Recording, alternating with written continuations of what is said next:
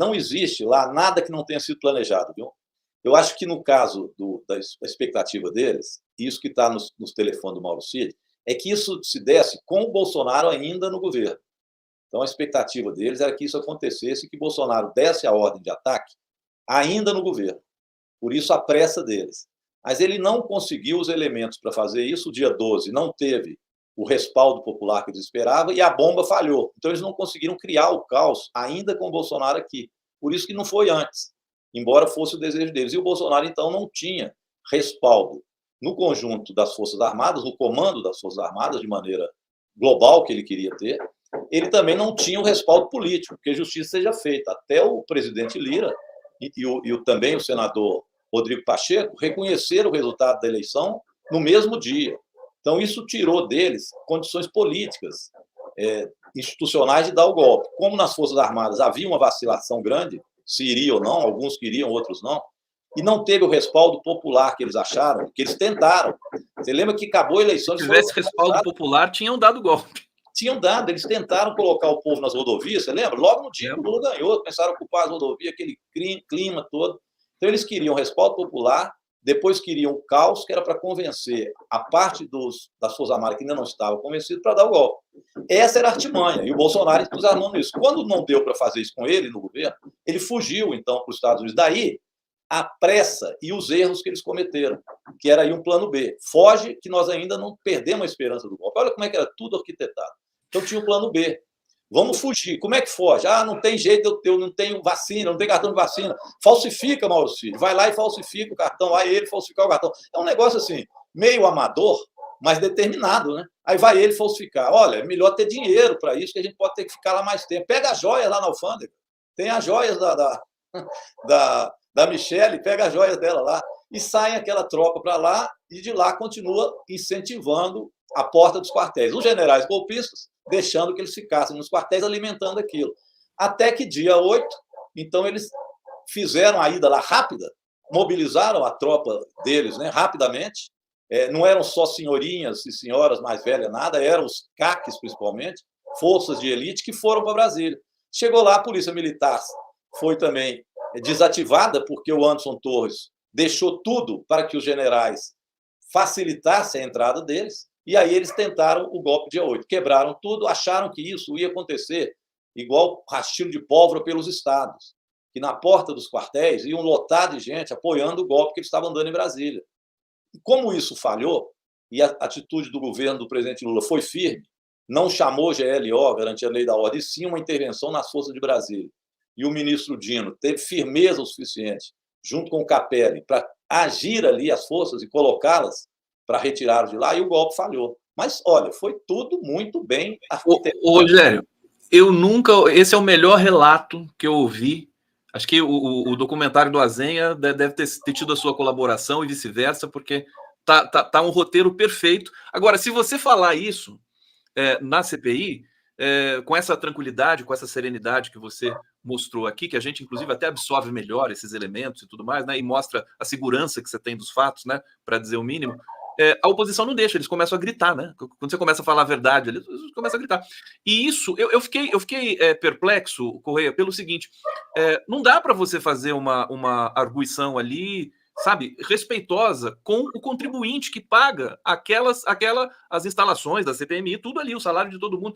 O sujeito não deixa o outro perguntar e grita e interrompe, e o Arthur Maia, a gente vê quase que a condição precária que ele tem para ficar pedindo silêncio.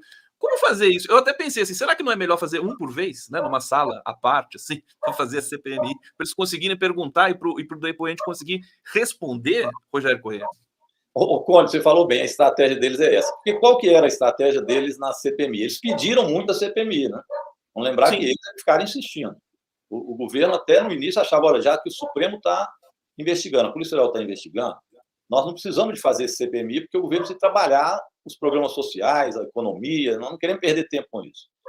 Era a tese do governo, até diferente da minha. Eu acho que nós devíamos ter pegado isso logo no início, que nós dávamos que estava ainda fervendo, né, o acontecimento, mas, enfim, o governo, até por responsabilidade de governo, preferia que não tivesse. Eles insistiram demais com isso, então falaram, vamos, eles querem fazer, vamos para o enfrentamento. E obtivemos maioria na CPMI. Com isso, eles então passaram a ter outra estratégia na CPMI, porque o que eles falam narrativo. Como o que eles narram não é a história, e, portanto, é o negacionismo da história, aliás, impressionante, negam tudo, o negacionismo deles é latente. Então, eles são negacionistas também da história. Então, eles não querem fazer um apanhado do histórico do Bolsonaro até o dia do golpe, ou do bolsonarismo até o dia do golpe. Eles querem apenas examinar o dia 8. O dia 8 já é desfavorável a eles, mas é claro que teve um contexto. Então, como a narrativa deles é completamente, absolutamente irreal, não histórica, porque, veja bem, dizer que a culpa é do próprio presidente Lula pelo golpe que tentaram dar ao Lula e colocar o Lula como culpado. O Lula tentou tirar o Lula, tentou impedir ele mesmo de assumir a presidência. Não, diz o seguinte, o Lula fez isso para colocá-los como vilões. Então, o Lula deixou que tudo fosse quebrado para que eles ficassem de vilões. Essa é a tese deles. E que, inclusive, tinha infiltrados do PT para fazer o quebra-quebra. Então, é um negócio assim tão espalhafatoso, é um negócio tão mentiroso. Macarrônico, chama macarrônico. Macarrônico, que, veja bem, só pega na bolha deles, e mesmo na bolha deles, sem entusiasmo. Então, isso aí perdeu, eles não conseguem passar isso para o Brasil, não vão conseguir nunca. Como eles não conseguem passar isso, e nós temos maioria para aprovar um relatório, que seja o relatório da verdade, que é um pouco histórico que eu coloquei, a senadora Elisiane tem todas essas informações e muito mais. Então, se eu estou aqui rapidamente colocando esse histórico, imagina com detalhes o que estará no relatório da Elisiane, que nós vamos aprovar, com mais dados que virão do Supremo, da Polícia Federal. Vai envolver o Bolsonaro ainda mais do que já está envolvido, com provas. Então, eles vendo isso, a única forma que eles têm agora é tentar não deixar a CPMI andar. Então, eles que pediram tanto, viram que deram um tiro no pé, e aí eles precisam arquitetar uma forma da CPMI não andar. E eles estão querendo acabar logo com a CPI, não é? É uma forma deles é gritar. Então, vamos gritar. Grita, e eles têm lá os gritadores oficiais, eles vão lá só para isso. Tem aquele Bruni, né? Abílio, né? Abílio Brunini. Tem o Abílio. Tem o outro que vai lá, quando ele vai, pode saber. Quando as coisas estão ficando esclarecidas, aparece lá o delegado Helderman. Aí a gritaria aumenta. Nossa, Rogério, deixa eu revólver e dar tiro. Não fale uma coisa dessa, Rogério, porque esse pessoal, você vê o Eduardo Bolsonaro, né, eles podem ser capazes disso. O cara acabou de fazer um discurso pró-arma contra professores, inclusive vai ser representado também, né? Ele pode ser caçado, né, o Eduardo Bolsonaro. Rogério, eu quero saber o seguinte: semana que vem vai o Anderson Torres, está confirmado?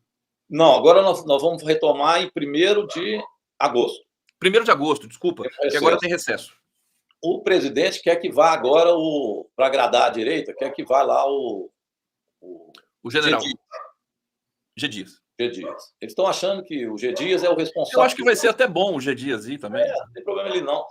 Veja bem, eles querem dizer que o problema todo foi que o G. Dias deixou eles entrarem lá. Mas quem entrou? Quando eles falam isso, o pessoal, mas quem entrou? Foram senhoras idosas. Mas como é que senhoras idosas quebram daquele jeito as coisas? Aquilo foi evidentemente planejado.